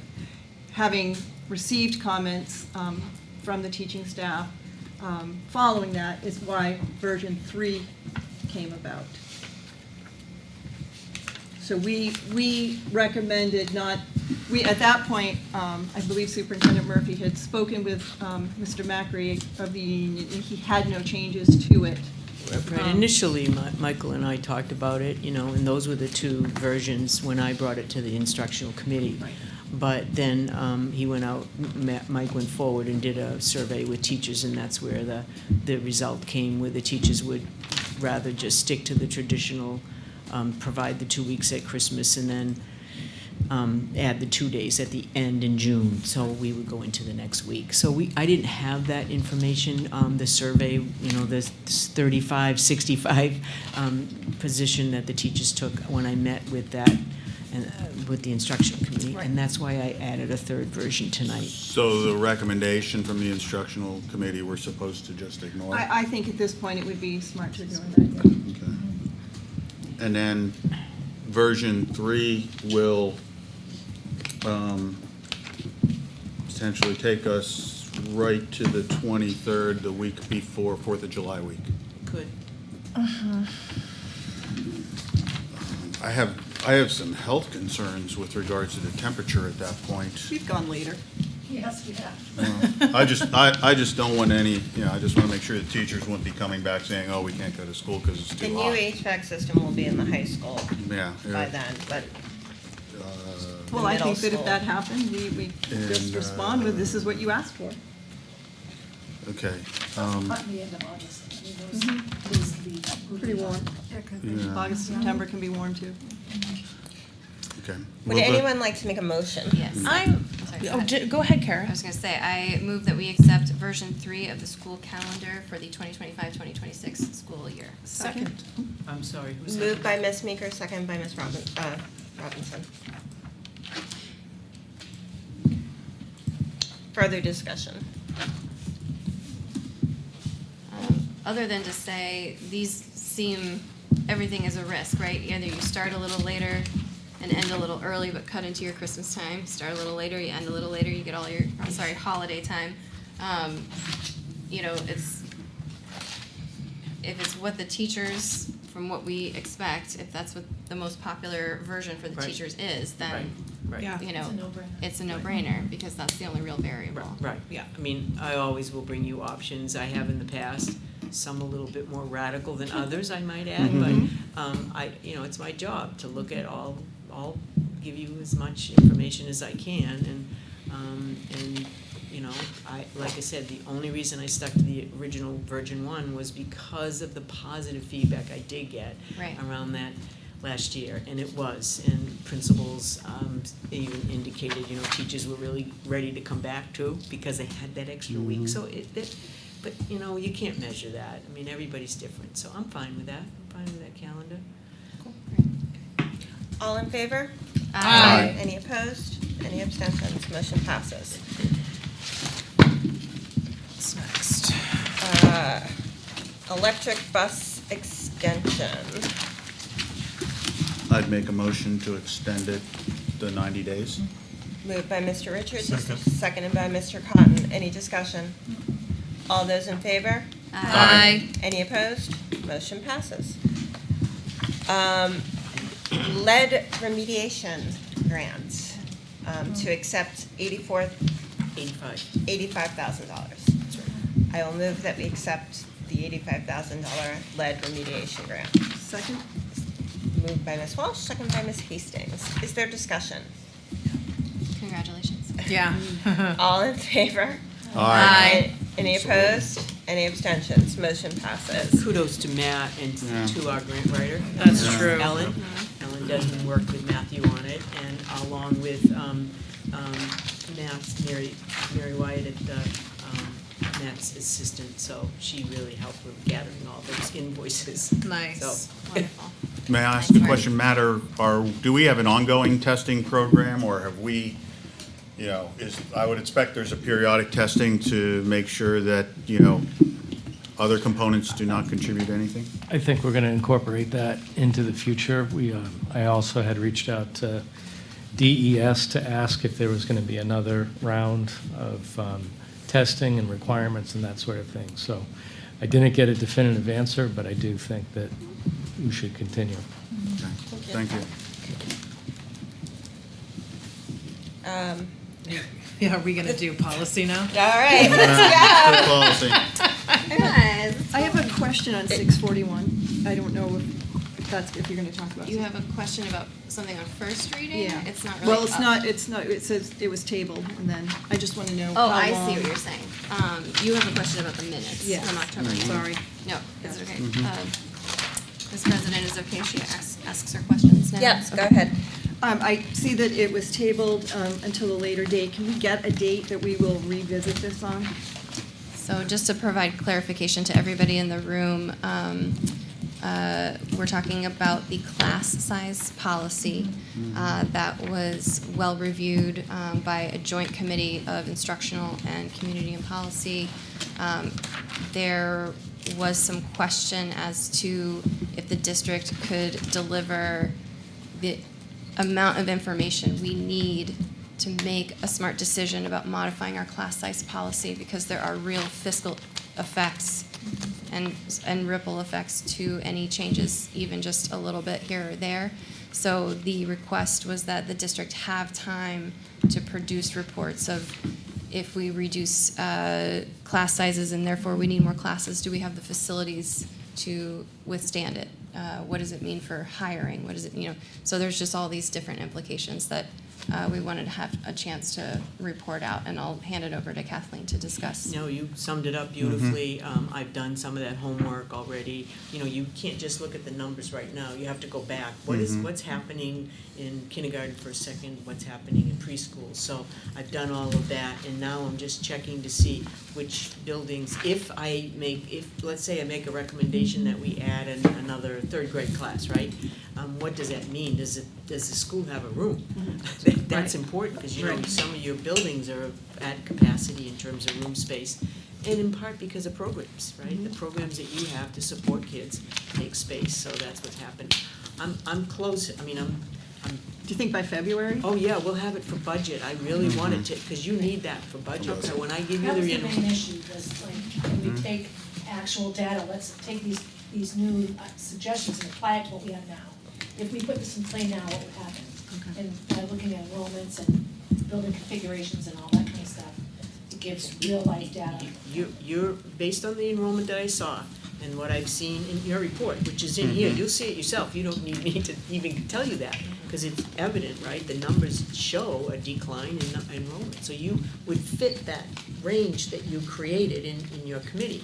The issue is, do I have the space to put them in? Right. I just, you know, when you look at almost 100 pages of policy, I don't want it to get lost. I Oh, don't no, want it the is class lost. size It's one a to get priority lost. for me, Yep, and right.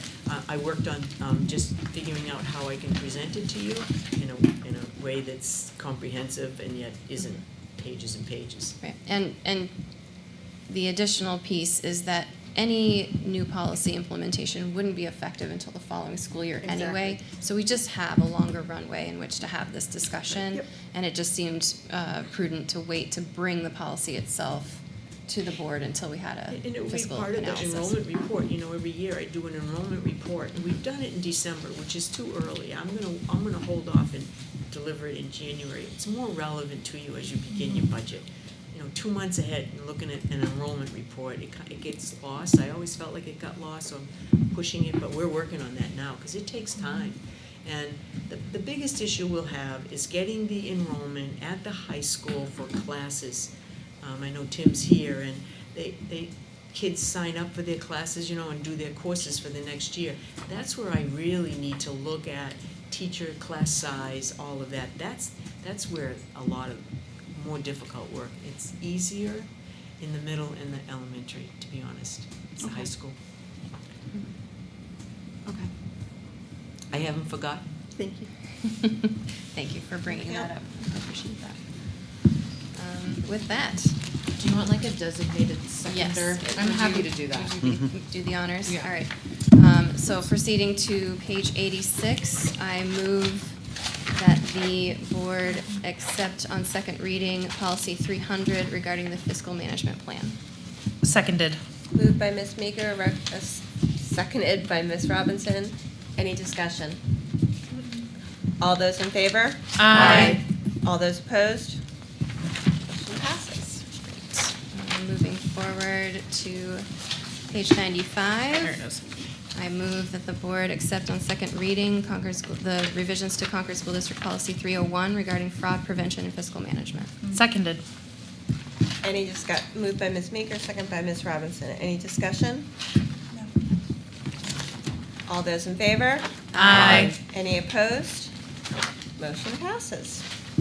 Proceeding to page 101, I move that the board approve on second reading the revisions to Concord School District Policy 302 regarding authorized signatures. Seconded.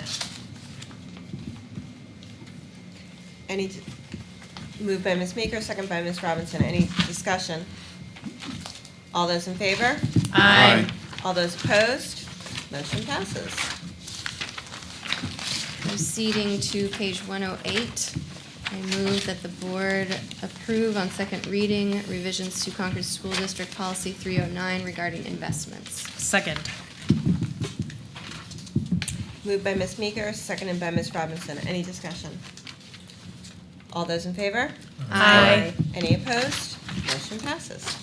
Proceeding to page 113, I move that the board approve on second reading the revisions to Concord School District Policy 320 regarding purchasing procedures. Seconded.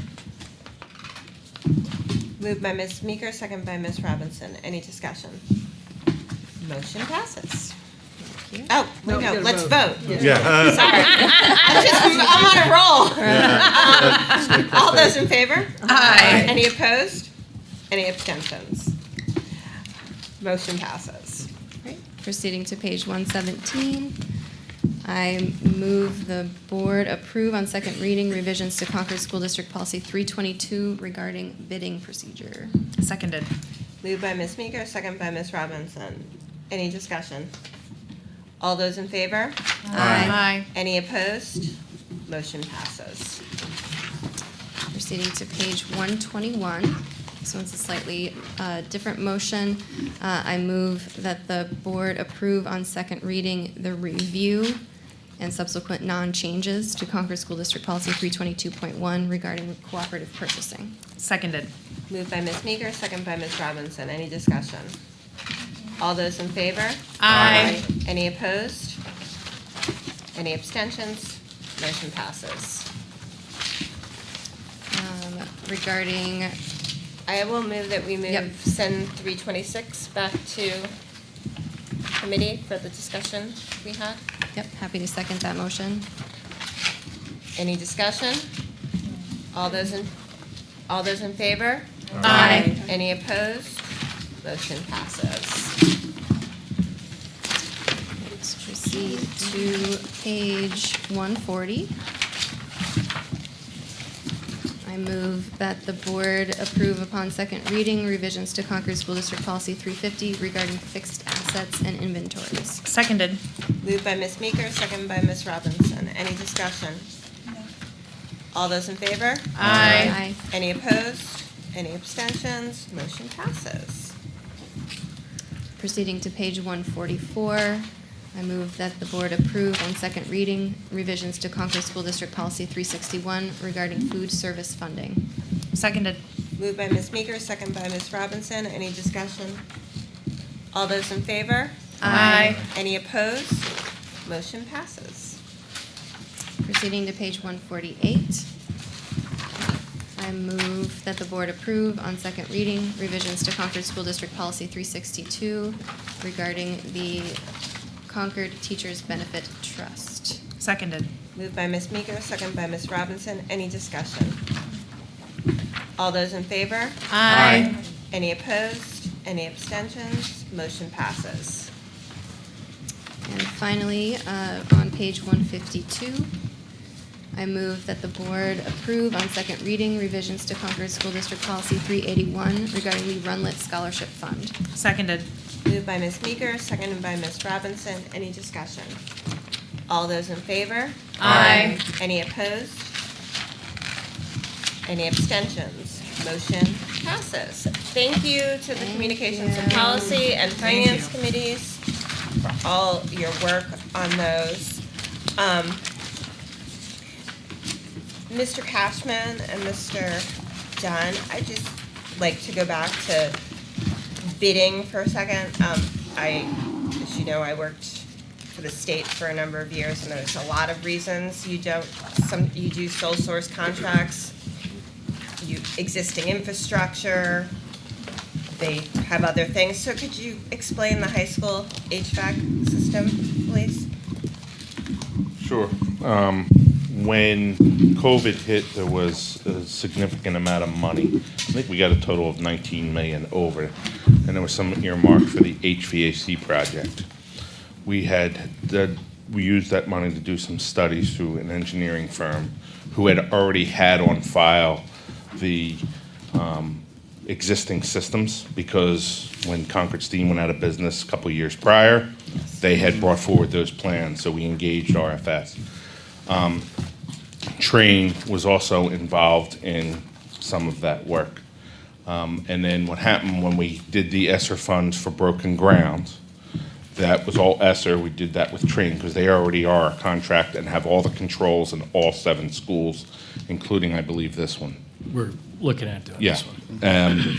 So then there was an event. We said, what if we're looking at just that school with ESSER, there wasn't enough for Beaver Meadow to do ESSER, but a portion of it, about $1.5 million.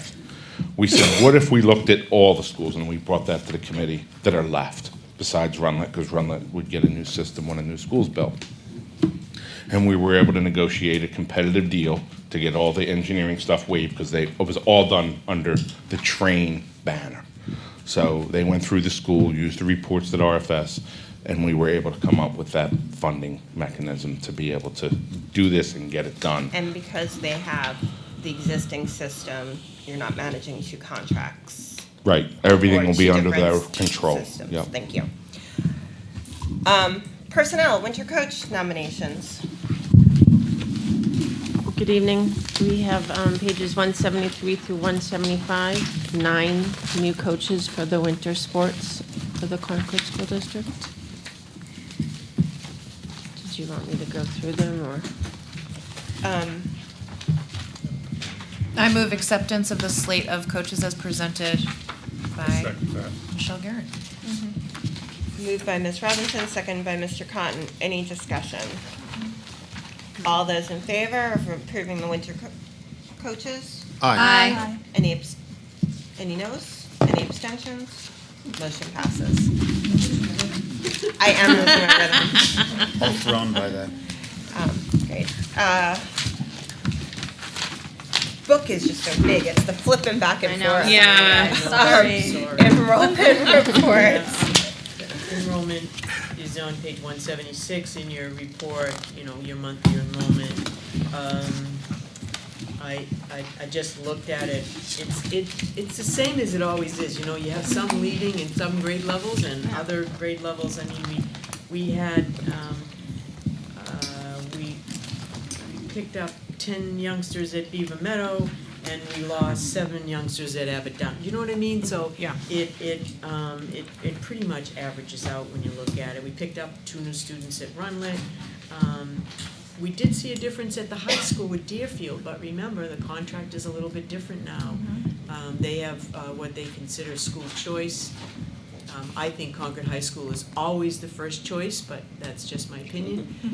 But we lost some freshmen there, but we actually picked up a few more, so that we thought we were going to be at 25, and we picked up a few extras. So we're doing okay there. We only lost 16 students at Deerfield when it all said and done. So and 2 students at the high school. And again, we see high school. I actually had a chance to visit in Manchester the Job Corps program for some of our students. It's amazing. I visited the campus, talked with some of the students. We actually had a superintendent's meeting down there. It was fabulous, the skills, and we have students there. And so they might look like they've left us, but they've gone to that program. So I'm always want to be cautious about kids who leave us. They have other opportunities.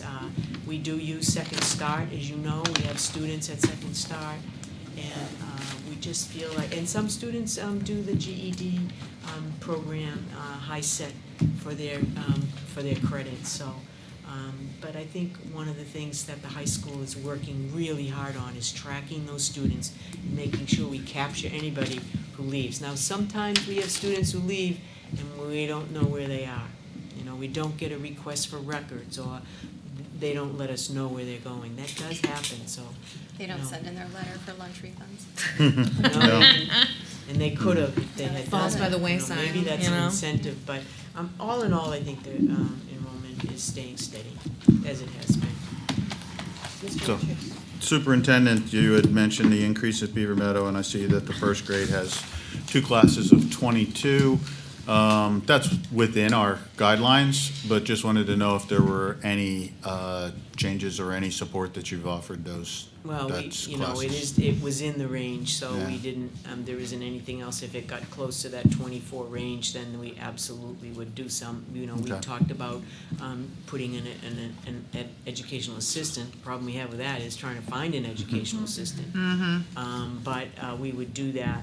That's one of the places where I saw, when I was getting my report ready for you, is where we saw, and that was a little bit of a surprise from the year before, but we picked up youngsters there. Some of them were in the district, moved from like Millbrook to, I know there was a family that moved from Millbrook to Beaver Meadow, so we saw some movement within our district out to the Beaver Meadow area. And so that's why that's tight. There were a couple of others that were close to that. I guess Beaver Meadow, I know, at Abbott Downing, there were a couple of in 3rd grade that were at 22, but again, within the range. Okay, thank you. And I don't, some people say, well, create another class, and my problem with that is that October, November, youngsters have bonded with their teachers, bonded with their peers, and they disrupt. So what can I do to support the classroom, like with an educational assistant, versus adding another teacher, hoping I have a classroom, but adding another teacher and I kind of interfere with that important bond between teacher and student. Where the Abbott Downing classes in 5th grade seem to have gone down quite a lot compared to the other elementary schools. You know, they're at 16 and 17 and the others are 21, 22. Is there any chance to take other educational assistants currently at Abbott Downing that could go to the Beaver Meadow 1st grade at 22? Well, I just remind you that educational assistants are not in classrooms. They're part of special education, so they're assigned to a student. We don't have educational assistants in classrooms? No, we don't. Now, you see them in classrooms because we believe in inclusion, and so they work with the youngsters in their natural setting, but we don't have regular. Is that staffing? That's because we have empty positions. Or do we just don't do teacher aides? You don't have them. You don't have them. We haven't had them in your budget since I've been here. Okay. The only time we had them was during COVID, and we had ESSER funds, remember? And because the youngsters were coming back after being in isolation, and we added 17 paraprofessionals to the staff, and we targeted that specifically to kindergarten and 1st grade because we knew that was where the struggle would be with the kids coming back, acclimating to school. But once that we moved away from that. Those people all went into special ed. Nobody lost their job. People went into special ed jobs. I guess I would suggest that if we're not going to break up classrooms when the numbers get higher, that maybe we want to have some educational assistants that aren't assigned to particular students, so that in the event that we have 1st grade with 22 kids in it, we can offer that classroom an assistant. Right. But I only go by your guideline, which is 18 to 24. No. So I'm if that's what you want, then If it got higher. If we're not going to adjust the class size right away, there's a lot of balls in the air right now. I understand that. But please take a look at your grades lower. Look at your K1, 2 grades, okay? Look at the numbers there. With the exception of that Beaver Meadow class, and there's only, because there's 2 classes, right, in 1st grade, look at your numbers. And I'm suggesting that 20 to 22 1st graders, that's a lot of kids in one classroom when we're trying to make sure they have, that they're ready to go to the 2nd grade and they're learning to read and doing all of that. That's another reading group or 2 reading groups when you look at that. So I will always advocate for having more help in those classrooms, especially at the lower grades, rather than the higher. Ms. Pinker? I will just say I think this is a great conversation for when it's time to talk about budget. I believe we have some educational assistant requests coming because we have more one-on-one need. So we're going to be balancing a lot of staffing issues coming up, and this will be part of that contextualized conversation. And critically important to look at the report in here that John developed around special education. That will really give you a very good idea and glimpse of what's happening. Mr. Richards? Yes, just a quick question on the fact that, we have our breakdown here for elementary, but preschool is not part of that. So say there's 50 preschool children at Beaver Meadow. How many classes is that? 3. 3 classes, so that's not 3 classrooms in here. Okay. But you'll see in your budget, not just to prepare you, but I know that John's going to come forward with another preschool because a lot of that 50 at Beaver Meadow are CHRISTA McAULIFFE kids who we transport over there, and I think it would be better if we had those youngsters in their natural setting, and it also would help us with transportation. It's a nightmare because you're all over the city getting kids from point A to point B. We just met with Sue Carrigan around that issue and Terry, and it's very difficult, so. So I look forward to seeing the classroom breakdown and the space breakdown, so Yeah, good. I don't know where you put it in, Chris. Yeah. I don't have a Okay. space in CHRISTA right now. Wow, much more to talk about during budget. Yes. don't have enough space. Yeah, Thank you. thank you. All right. Proposed calendars of meetings. So, I think this week is pretty well set. We are gonna have a negotiations committee meeting at 5:30, on Wednesday. Remember, I think in my weekly report, I said it was tentative, but Yeah. Jack and I talked, and so we wanna bring you up to speed on that. Won't be long, but we wanna bring you up to speed on where that's at. Following week, the 11th is Veterans Day. I highlighted on my calendar the 14th, we would like to go forward with a sustainability working group at 5:30. HMF is ready to present all the issues around sustainability, and which would include all the work around geotherm wells and all that, as well as solar panels and anything else that they've put in terms of sustainability. So we are going to meet on the 14th. I'm looking for somebody to help chair that meeting. On the 14th? I'm gonna be away, so Oh, Liz is I going to need be another. away, so. I talked to Kathleen earlier. Talk to me later. All right, thank you, Need Jim. someone to. The interesting on the 18th, I also highlighted that because I wanted to bring up the City and Community Relations Committee wanted to have a meeting outside of this office. In other words, be out in the community and have a meeting. We would advertise it, and so Sarah and her committee recommended that I reach out to the city to see if we could take a room at Keach, over in Keach Park in the Recreation Center. And that they agreed, they are allowing us to use a room out there. So I was kind of hoping that maybe the executive committee would go to that location. Yeah. We'd have our meeting and then follow it up with the city and community if that's acceptable to you. Mhm. Is that okay? Yeah. I thought it was kind of a great idea to be able to do that. It's nice over there. Just in case you get bored with policy, there'll be another group of policies coming your way on the 20th. I want more. There's not enough policy meetings on here. I'm so appreciative of your desire. I can't say enough about that. Anyway, the following week is our Thanksgiving break. It's late this month, but time for all of us to be with family and friends, so schools will be closed.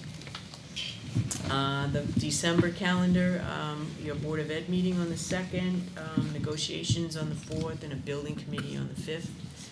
Following week, instructional meeting at 5:30. We have a Board of Ed gathering at Gratitude. I checked that spelling, and they use a lowercase for the G, They do. Gratitude, so Right. I did go back and check that one. It's So, the logo. they He's do got it use a on his lowercase. tattoo. And This is if you fancy see their G. little insignia, you'll see that. But they would like to go up, and the students up there would love to be able to showcase their work with you, so that's 5:30. That's great. Yeah, the students really enjoyed showcasing themselves in front of adults. As you could see, the kids from CHRISTA tonight, their smiles were, you know. They were so they're fun. awesome. Their principal was pretty happy too, I watched her. It's Executive Committee on the 16th, City and Community, Communication, Policy on the 18th, and then the holiday recess. Starting on Friday the 20th. 2 whole weeks. Yeah, and so they return January 1st is a holiday, so they will come back on Thursday and Friday of that week. We'll get them back in the swing of things. Does anyone have anything else? Do we need a non-public tonight? Sorry, I just want to quickly mention, thank you to all those who have donated so far to the Thanksgiving Blessing Basket. If anybody else would like to donate, I'm going to be shopping for those baskets this week. Thanks, Kara.